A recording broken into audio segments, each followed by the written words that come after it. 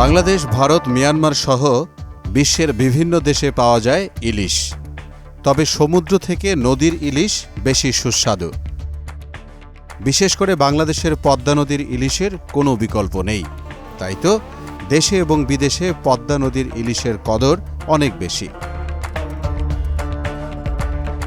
ভারত মূলত বাংলাদেশের পদ্মা নদীর ইলিশ আমদানি করে থাকে। তাছাড়া সীমান্ত দিয়ে অবৈধভাবে পাচারও হয় প্রচুর ইলিশ।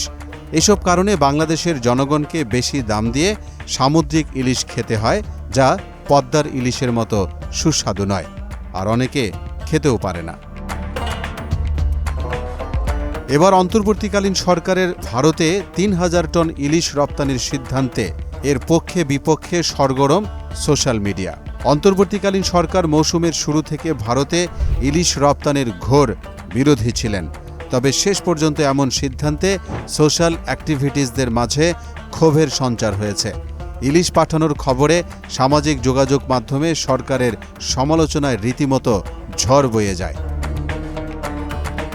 ফেসবুকে কেউ লিখেছেন, এটা আবার কি? এবার কি প্রতিবাদ হবে না? দেশের মানুষ ইলিশ খাবে না?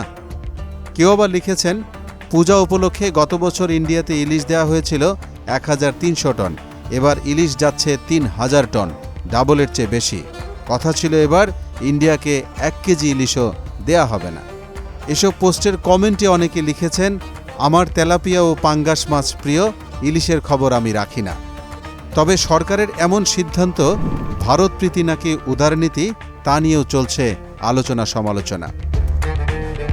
কেউ কেউ আবার পক্ষেও লিখেছেন, বাংলাদেশের বর্তমান অর্থনৈতিক ভঙ্গুর পরিস্থিতি উত্তরণে এবং রপ্তানি আয় বাড়ানোর লক্ষ্যে এটি সরকারের সঠিক সিদ্ধান্ত বলেও অনেকের মত।